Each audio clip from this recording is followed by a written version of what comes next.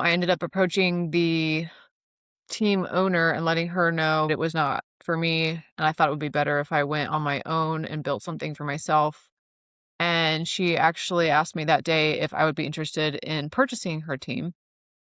So I actually was a real estate team owner when I had only had my license for maybe 2.5 months.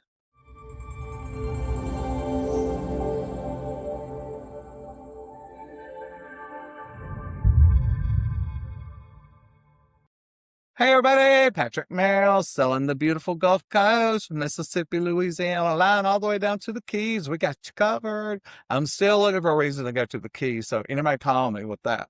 But I have Gina Shumway. Is that correct? Shumway. She is a top producer in, I cannot think, in Chattanooga, Tennessee. Tell us a little bit about yourself. I see that you have the Titan group and you were actually a nurse practitioner and you switched over into the real estate. Is real estate full time? And do you dab in the nursing stuff and all that a little bit or? Yeah, so I was, or I still am actually an adult gerontology acute care nurse practitioner and dual certified as a family nurse practitioner. I'm a mom of four, and I actually got into real estate investing a little before COVID time.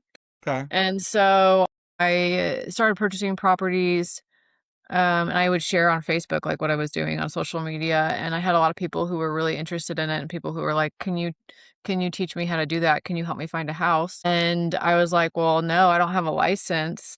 But then I was like, but I could.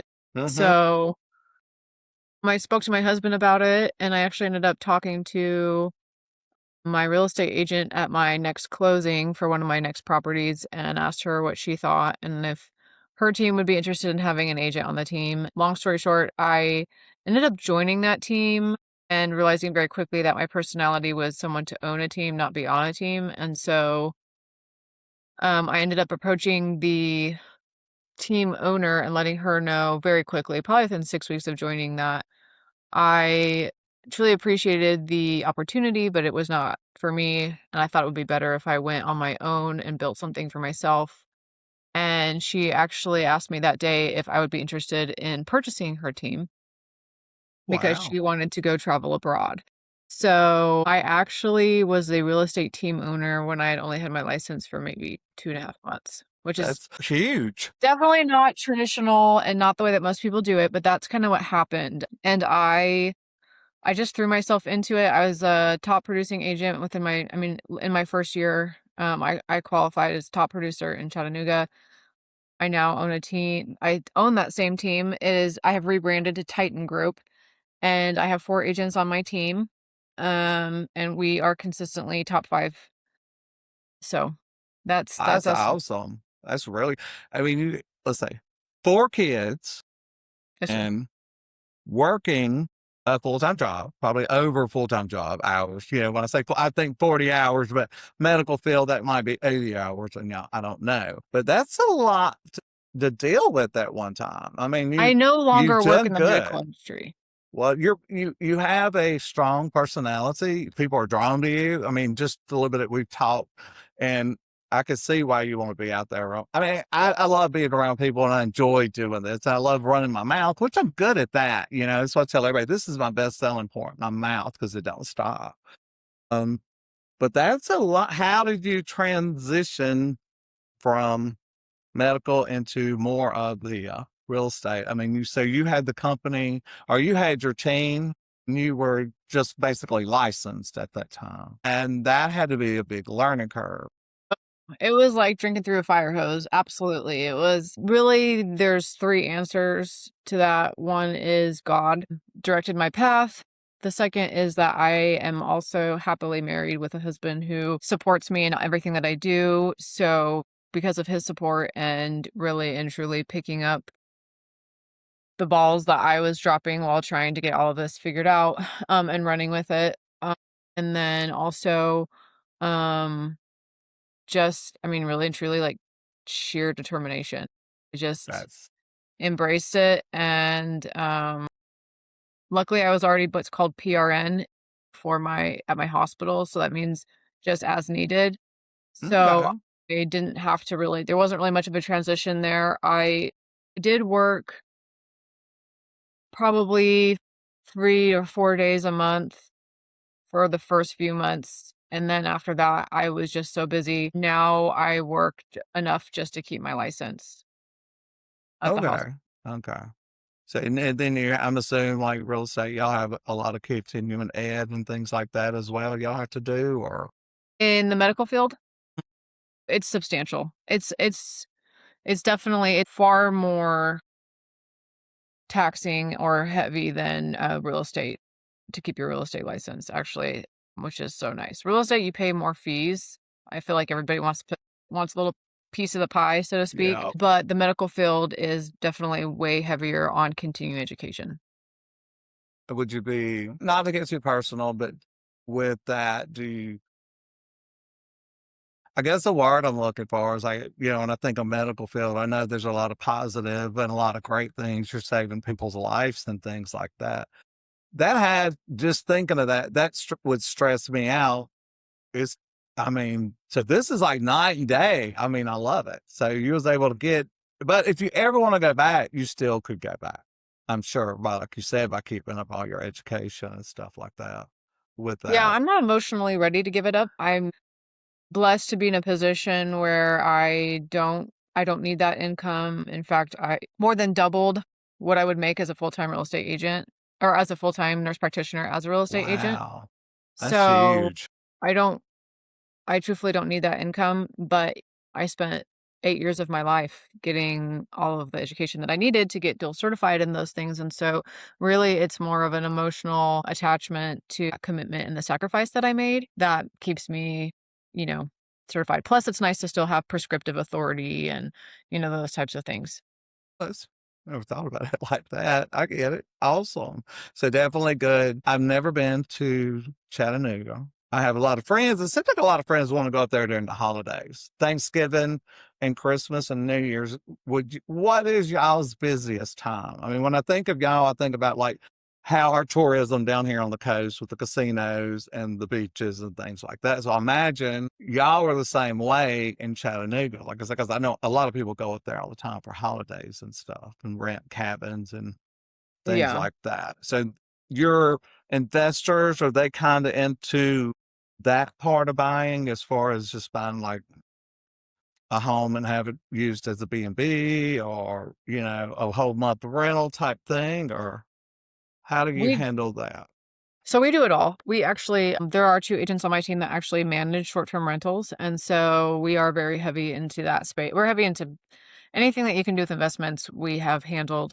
But as far as, like, what's the busiest as far as tourism goes, I would actually say probably the summer because there's so much outdoor activities. There is, like, the Ocoee River, there's multiple rivers that you can whitewater raft, you can kayak, you can lots of really beautiful award-winning hiking, and then also, I don't know if you know this, but Chattanooga was actually named one of the first national park cities, the whole Wow. city. So there's a lot of, like, pedestrian walking in the cities and things that you can also do in the water close to the city. So definitely the summertime is very, very popular. Our Airbnbs, the best months are definitely in the summer. And then in the winter as well, there are a few like landmark places that people really like to go. One of them specifically is Rock City. They do a ton of lights and it's literally a city that's built into like a mountain, so to speak. Not an actual city. It's like a tourist attraction that's built into the rock of this mountain and it's got breathtaking views and lights and Santa's there and, like, all that stuff. So, there's definitely things that you can do year round that which is great because it still provides, tourism and things like that, year round, but also Chattanooga is known for it is very large for in Chattanooga Choo Choo. There's a lot of, like, transportation stuff that is in Chattanooga, but then also there is a substantial amount of manufacturing here. And so we have a lot of job stability here, but also a lot of it is more labor intensive. And so it's a great rental market. We have the best of both worlds. And then Chattanooga also, our internet is the fastest in the nation, like, literally the Wow. nation. Chattanooga is also coined Gig City because it has EPB fiber optics. They're the first in the country to have that fast of internet, and so we get a lot of digital nomads who like to live here because if they work from home, it's the best internet that you can get. Oh, wow. That's good to know. I would never I don't know. I would probably never think that, Yeah, but that makes sense. That's why I love doing this because it's like that's something I would never think of somebody moving because of they have such a great internet. I can see gamers, those people get on there playing those games all the time for hours and hours and hours. That's very interesting. You said Rock City. Is that what Rock you call City. summertime would be your business time? Is that when you see a lot of people a lot of investors usually come in their self and stay, or how do they usually do when they buy a condo or type situations like that? Or is that where I don't it seems like state to state when you have a second home, you may only be allowed to spend so many weeks there. I don't know. I've heard that in a few states, but I don't know. Is that something y'all have where you can't stay there over, say, 4 weeks out of a year or something like that? Or There's nothing like that and restrictions for that here, but I would say the majority of my investors, my clients, are not necessarily coming here to stay, and actually, I have a inside joke with a lot of my clients that I would not be able to pick them up out of a lineup like, pick them out out of a lineup because I've never seen their face before. We transact purely out of we have phone calls for probably 30 to 40% of them. They do like to actually be introduced via Google Meet, so that way they can actually know my face and kinda get to know okay, who I am, but a lot of it is literally just through phone calls, that's and they don't come here. So what I do is I don't do as much single family anymore just because it's hard to make the numbers work with single family, so okay. it's generally more multifamily, duplex, triplex, quadruplex, and above, and then as well, like, short-term rentals, like larger, think luxury style homes, or you can get some single families that are, like, in very desired locations. However, if anybody wants to do anything short-term rental in Chattanooga, they definitely need to work with my team because there has been a large, pushback from the general population on Airbnbs, and there's been a decent amount of restrictions, and so the worst thing that you can do is purchase a home and just hope that you can Airbnb it. That won't happen. So anyway, all that to say, we do it all, but the vast majority of my clients purchase without ever viewing the home personally. And that just it's so amazing that people I like I did one a couple weeks ago where I actually just went out and I filmed the FaceTime them. Wow, I had them on there. And they bought it. And I was like, look, you're only like 6 hours away. You got 10 days before we do the home inspection. Come on down and see and make sure because after the home inspection, we start rolling. Yeah, I'm good. And they moved in at 7 o'clock in the morning, with their U-Haul, and they were excited as they could be. And I was like, well, what? I asked them what made y'all move here, and they said, well, to be honest with you, we wanted to stay in Alabama, but our agent kept sending us stuff we didn't want, and we couldn't afford. And I mean, they said it was like outrageous amounts. They only wanted to spend like 300 and they would send her stuff 600, and they're like, this is not, we want to downsize, we don't want a 4,000 square foot home. So they moved here and it still makes me nervous when people do that. But I tell them as much as I can before they sign the paperwork and try to check on it for them and everything. But a lot of people are doing that. Like you said, especially since COVID. When you say people were starting to come in and buying up, would you say your investors are coming more from like California, Nevada area, or Miami, Florida, or just all over? Another good question. So the majority of my out-of-state investors come from California, New York, New Jersey, and actually a lot are from Florida because of all the recent natural disasters. The owners' home insurance policies have gotten so outrageous that literally to keep the home insured has eaten up all of their cash flow. And so they are liquidating their properties in Florida and coming to the Chattanooga, North Georgia area because it's substantially more cost effective for them. I've seen a lot, like whenever government policies like change, There's always a shift of people who are investing here. Property taxes in Chattanooga are significantly less than those areas that I just discussed. And then Tennessee and Georgia, I service a lot of North Georgia too. Tennessee and North Georgia, or Georgia in general, are both very landlord friendly states. So if you are somebody who comes from a tenant friendly state, such as California or New York, it can take, I mean, I've heard horror stories from my clients of taking a year to get a tenant evicted from a property.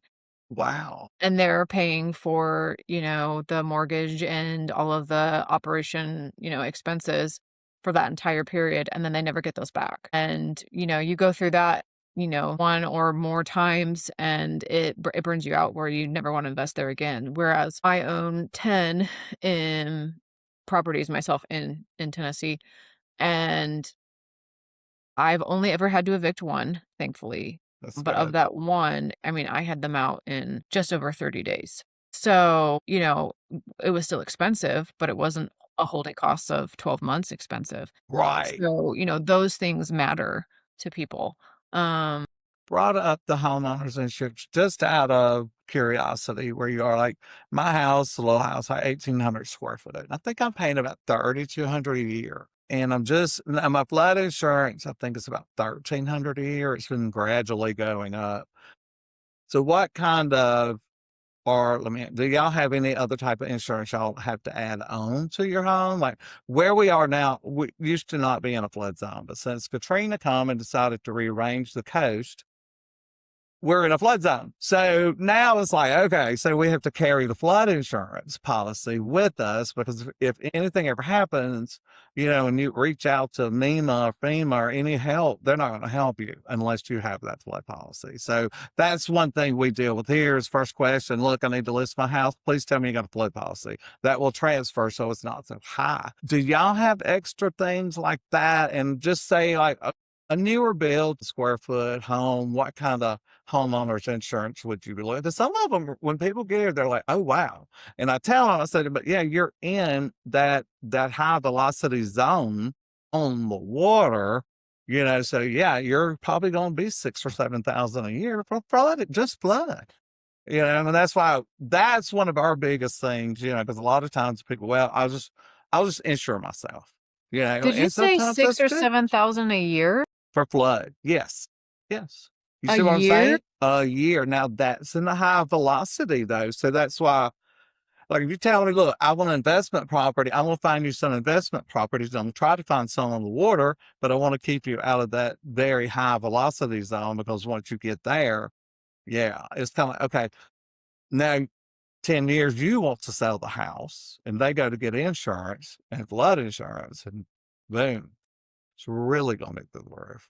But with like we can like my insurance policy, if somebody buys my house, I can transfer it to them and it Um, stays that price, but it's gradually going up every year until it gets to that specific amount they want. Do y'all have any extra flood things like that or if it's in a snow flood zone, insurance or ice insurance or things like that? I mean, with the houses and pipes, y'all do get some pretty hard winters up there. it's Uh, not bad. Our no. winters are not bad at all. In fact, I'm a pansy. I can't move anywhere else unless it's south. We There are some places that have a flood zone, but it's more like a 500 there's 100 year, there's 500 year. It kinda Huh? just depends. There's, variances. You have to look on FEMA. The majority of the homes I sell are not in a flood zone. If they are in a flood zone, you're looking at 400 to maybe, if you're in a high flood zone, maybe $1,300 a year, maybe. Most of them, there is no I don't have I have of my properties, 0 of them are in a flood zone. So, like, just to give you an idea, I have a duplex that I own. It's in East Ridge, which is right on the Tennessee-Georgia border. I think my, uh, landlord/home insurance policy is I'm pretty sure, I'm pretty confident it's like $1,200 a year. My primary home is just shy of 5,000 square feet, mostly brick. It's in a nice subdivision, and my insurance policy, I think, just went up to 2,200. a year. That's really good. Yeah. So, yeah, I have a quadruplex on Signal Mountain, which is it's in a nice area. It's my largest it's my largest insurance. Remember, it's a quadruplex. It's a Right. landlord policy, and it is 3,300 a year. That's not still that don't seem bad No, for it's really some of not. the ones. It's really not, especially considering those are not my primaries, those are landlords, and so, usually, generally with landlord policies, they're more expensive because they understand that you're not living on the property, so there's more there's a greater likelihood of something happening because, let's just be frank, tenants don't keep up properties as well as they would if they owned them themselves. True. That's true. Unless they're really, really happy and don't want to leave it.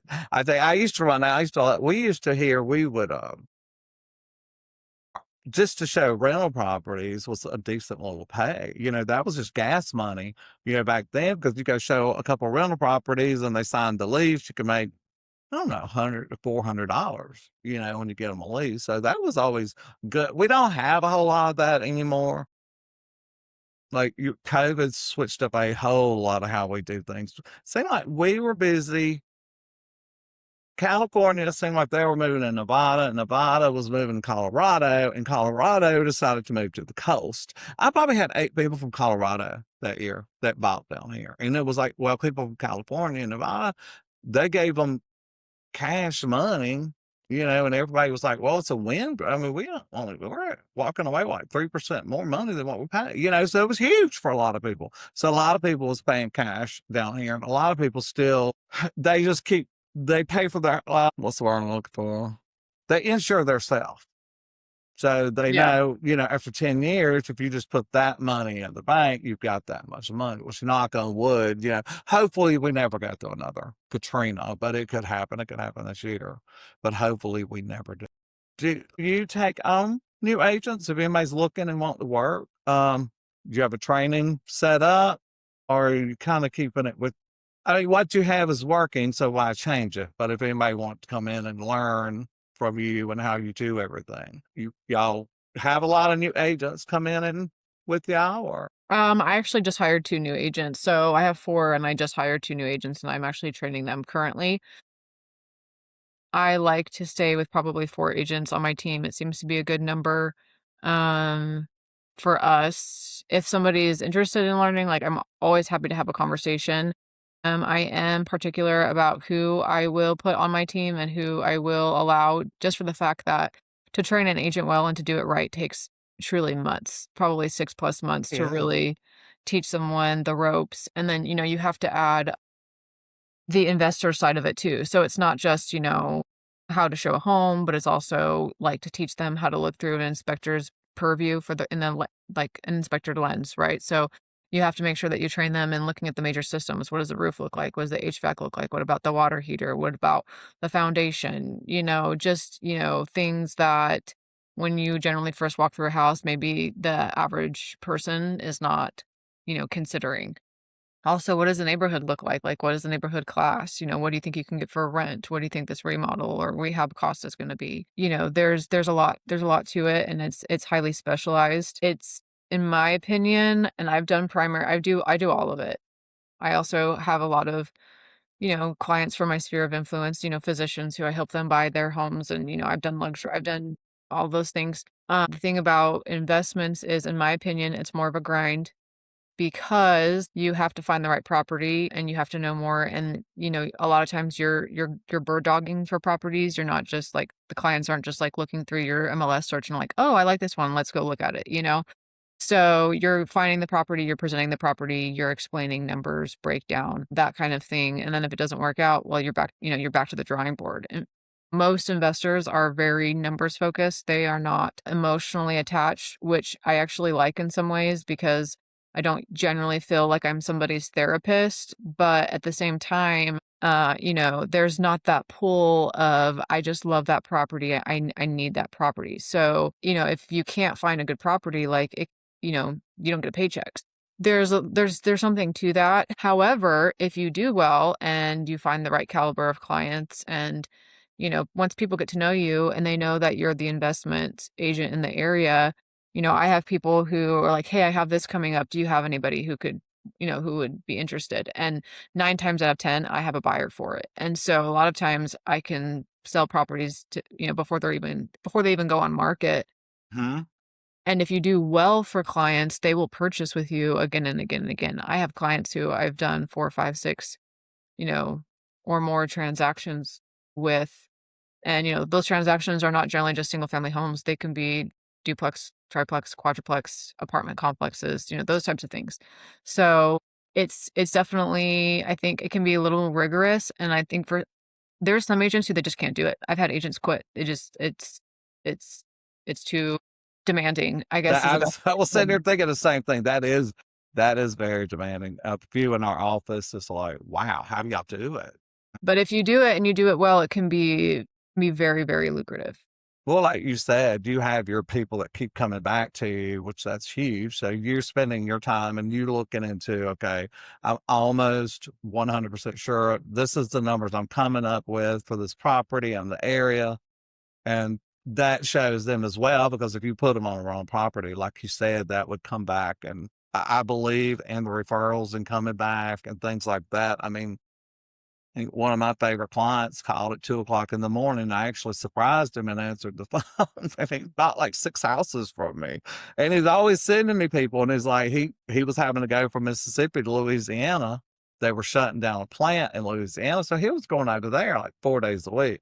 And he just thought he was going to get the office phone when he called, but he got me.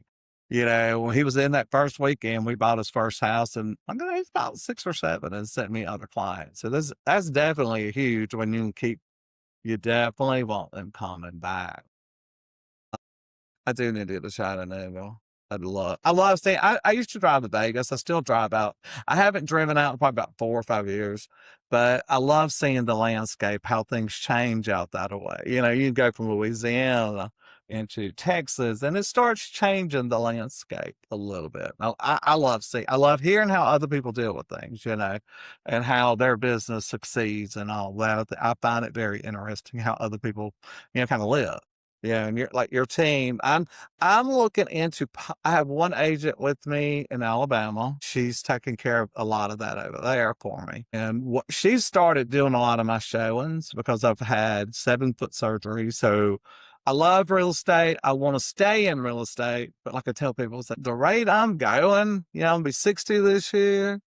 And I keep saying I'm moving and keep going, until I drop. I'm having to slow up because I can't, I'm not going to set up a 3-story house that's full of furniture and people's belongings and try to show it if I can't climb those 3 sets of steps, because I feel like I'm intruding in that house. I have to watch my people. So I like to be with them. Not that anybody would do anything, but it's just important to see if I see somebody, if something broke, I could say, yes, I was there and I seen it. And Yeah, that's just me. I don't like sending people in houses that if I can't be there to work right. with them. So Absolutely. I'm looking into things, other ways I can stay in the real estate and just try to be. I never really learned a lot on the backside of it, all the numbers and things. So I'm looking in more to how to work a lot of the Zillow more and all that kind of stuff, and seeing my numbers on the backside, how the listings are doing.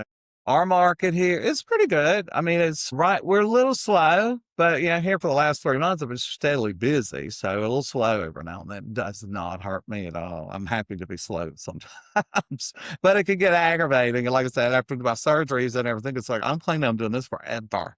That's why I wanted to be licensed in Florida. I mean, I said after COVID, I wanted to go to the beach, and I loved going to the beach, like 2 hours away to Pensacola. It was $500 a night. I'm like, I have never paid that. And I'm like, I still have my tent. If I could move the next day, I'd go stay in my tent, but I wouldn't be able to get out of it in the morning. So I started looking and brainstorming. I was like, I'm just going to buy me a rolling condo. My beach house is on wheels. I set it up on the bay in Navarre 4 or 5 months out of the year. And I Nice. just drive back and forth. It's only 2 hours away. My beach house costs me $400 a month. Yeah. And that's, with the lot up there, because north of where I keep it, I'm paying like $60 a month to store it. I couldn't go and spend 2 nights at the beach for what I'm paying for this. Yeah. Yeah. Yeah, and I didn't like I said, everybody, I did we're in a hurricane, so if we have a storm and not lose my house, I got something, so it's kinda I kept looking for reasons to go ahead and just buy it, you know? And I'm glad I did because I've been using it, and I got licensed in Florida. I haven't started working down there, and the only reason I wanted licensed down there was just if friends come and say, "Hey, can you help me? Can you go with us? We want to go look around," and I could try to put them with the agent that's down there that knows the area, like what you were saying earlier. You really like working with people that know their area and know the business. I would Mhm. hate to send somebody and into an area and something happened to them, and it'd be like, "Oh shit," you know what I'm saying?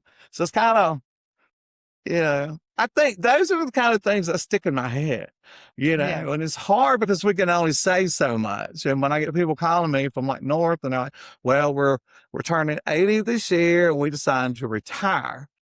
And unfortunately, some of the sales that we have, and they're looking at 80 and $90,000 properties. I'm like, yes, because we have these smaller homes. They're called the old Navy houses. When Ingalls Shipbuilding started here, they didn't have nowhere for boarding for homes. So they built all these little Navy houses for the military to start staying in and the workers to stay in.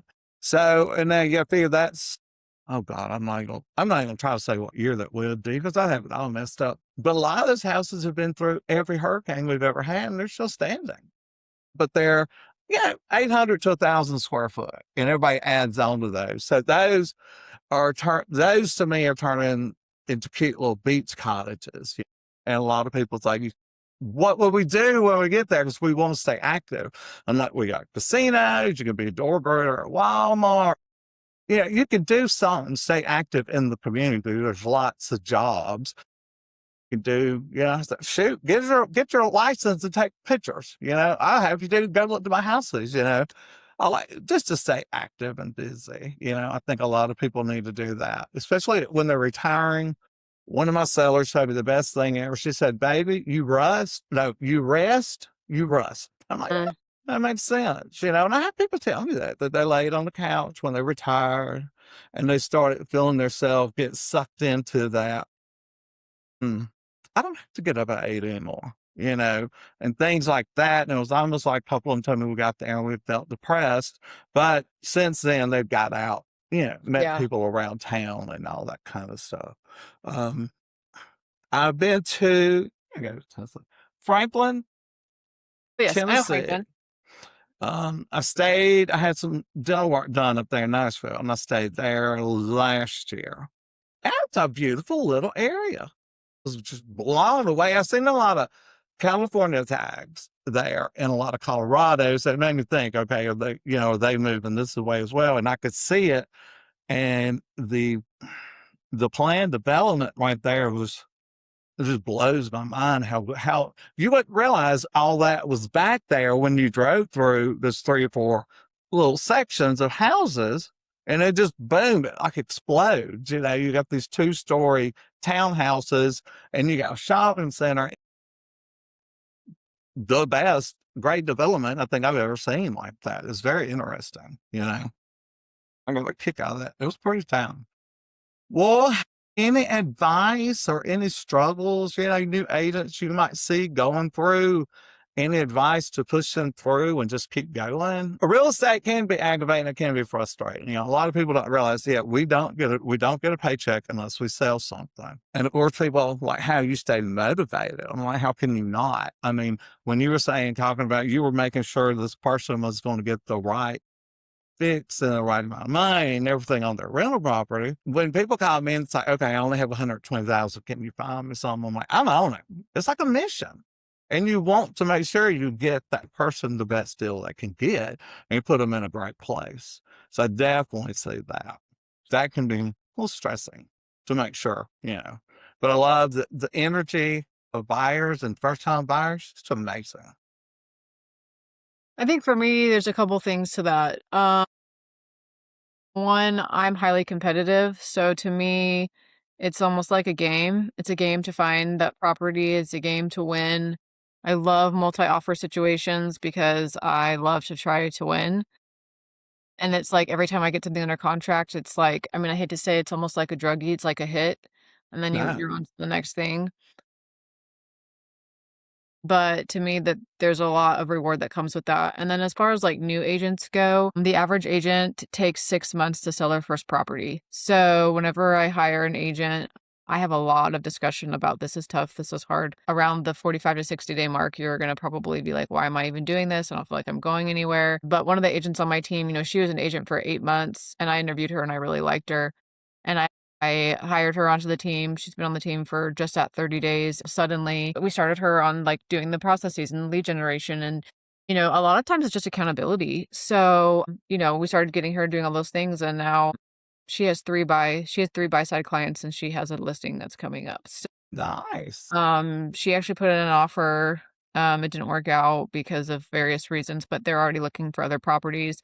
So I'm very confident that probably within the next 6 weeks, she'll have a couple closings. But, she was an agent for 8 months before, she really started seeing progress.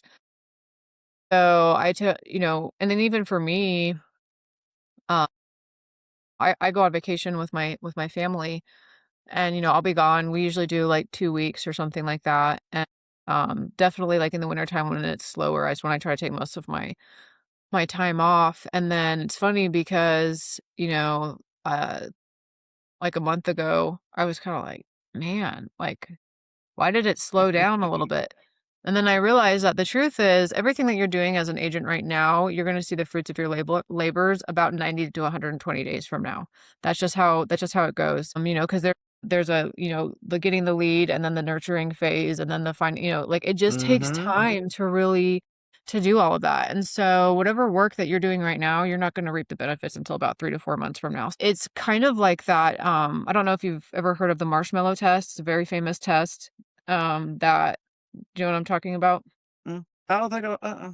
Okay, so there's a scientist and his name escapes me, but he did a study and he took these kids and they were young. They were like, I think between the ages of like 4 and 6 or something like that. They were young.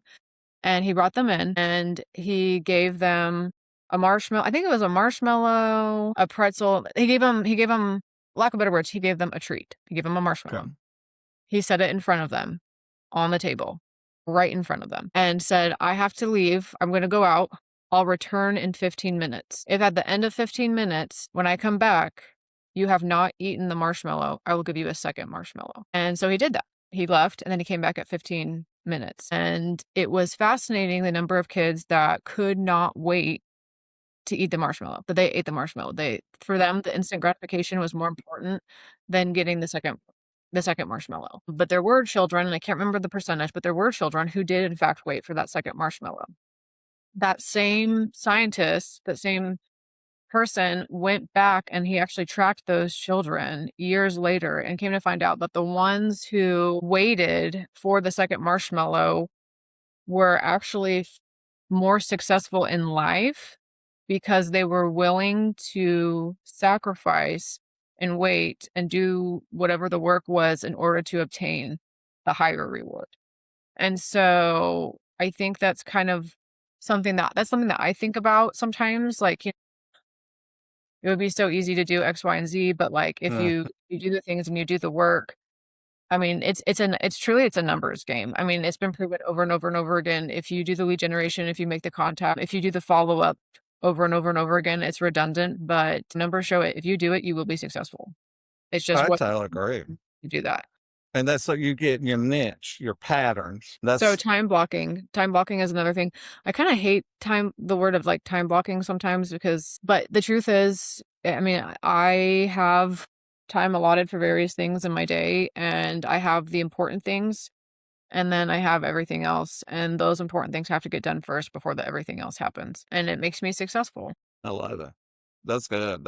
I've never heard that, but I like that. It makes sense. You The should look it up. marshmallow. It's actually a I fascinating study. will. I I'm sure I will. did not do a good job explaining it, but Yeah, I'm gonna look that up. That I like that. I closed a house last week or Friday before last. I met these people either 6 or 8 years ago playing video poker at one of the casinos here in Biloxi. And we sat there and talked, and well, she called me out of the blue about 2 years ago. She said, "You don't remember me till you see my blue hair or purple hair." It's like, okay. Well, she kept my card, but she said, I knew I was going to want your card. So for the last year and a half, 2 years, we've been working on those. So it's like I try to tell people all the time, you never know who's going to be your next customer, your next client, and that's why it's like, it's almost like people will watch you. You don't realize that, but people see things and people want to see you screw up so they can laugh at you, of course. People are watching and it's important, so you don't want to, that person like sitting beside me playing video poker, yeah, no telling how many beers I had, and I ain't no telling what we were talking about. But she remembered me. And like I said, it was $800,000 listing. I sold it one day, and that Crazy. was 6 or 8 years from meeting these people, Yep. so it's kind of like, and then, yeah, it is when I see people, I always try to make notice and I try to make eye contact and I try to remind them that I am still in real estate. I'm not too pushy with it. Um, but is important, and like, a lot of buyers aren't just walking in offices anymore. They're doing all their internet, all their homework. Hmm. Now, have you ran into, we were talking, I'm not gonna let you go. I'm just talking like crazy. But when we were talking about the lead generations and things like that and the FaceTime, have you had anybody try to scam? We're getting scams with this, we want you to go to Google Calendar or we want to do a Zoom meet with you and things like that. Are y'all having any kind of issues with All the that time. stuff? All the Ain't it time. ridiculous? And it's almost like you have to be careful still of what you're going to say because it could be a legitimate buyer I just tell sometimes. them straight up. I just say, because of the nature of my business and the amount of out of state clients that I have, and also with the number of scams that I have, I am happy to send you a Google Meet link, but I am unable to have you initiate the conversation. I like that. And the ones who are truly interested don't have a problem with it. The ones who are like, no, blah, blah, whatever, I just don't even bother. I don't feel like having my identity stolen and Oh, no, no, my no. passwords, whatever. So it's It's just not not worth it. worth it. And I hate that because I hate when they do that kind of stuff because it's not worth it. And it's like definitely not worth ever losing your license over crazy stuff like that. Gina, I tell you, if y'all ever want to come to this area and look around, I'll be happy to show y'all around. Do you ever been down to the coast to Mississippi and all that area? I don't think so. Mm. No, I do a lot of vacationing, but most of my vacationing, I either do Florida or Cancun, or my husband lived in Brazil for a while, so we went to Oh, Brazil wow. last year. I like traveling abroad, but I do like the beach. Me too. What part of Florida? I've gone all over Florida. Fort Lauderdale, my husband's current Wow. job is actually their base is in Fort Lauderdale. So when he goes, sometimes I'll try to catch a flight and go with him. We go to Orlando a lot. We actually currently have passes to Universal family like Okay. season passes. So we will be going there at least 4 times this year. Nice. Very nice. Awesome. Love it. Well, I'll tell you what, Gina, if I can help you out down this way or if you need anything from me, and I'll do the same, you never know. You never know, but that You next never person know. is going to come through because a lot of times, I mean, this person coming from Chattanooga may need somebody to sell their house. Boom, Yep, you just never like know. that. Never know. Yep. I do. Thank you so much. I love talking to you. We might be able to do it again one day. Yeah, I'd absolutely. love I to. wish you the best. Send me your information. I can have my admin send you an email to get you into our referral database. I Yeah, have a database definitely. of agents for different locations, and I don't think I have Yeah. one for there. So if you want to email me, and I know you have my Hmm. email, and then Yeah. just say that you're interested in getting into our referral database, we'll get it done. Okay. I'll get you the Mississippi and the Alabama because Okay. we do a lot. My young lady and over in Great, I mean, she's just a spitfire. She's going like crazy over there in Alabama, but she gets a lot down there in Gulf Shores. So she does a lot in that area as well. All right, Gina, thank you so much. Get out there and enjoy this beautiful day and we'll talk soon. Perfect. Thank Thanks. you. Have a good day. Bye You bye. too. Bye. Thank y'all again for taking the time to come along my venture with me. I am Patrick Merrill, and I hope you have been lifted. If not, let me know. We'll figure out a way. There's always a way. Thank y'all again for watching. Please like, share, and subscribe, and tell your friends. Y'all have a great day.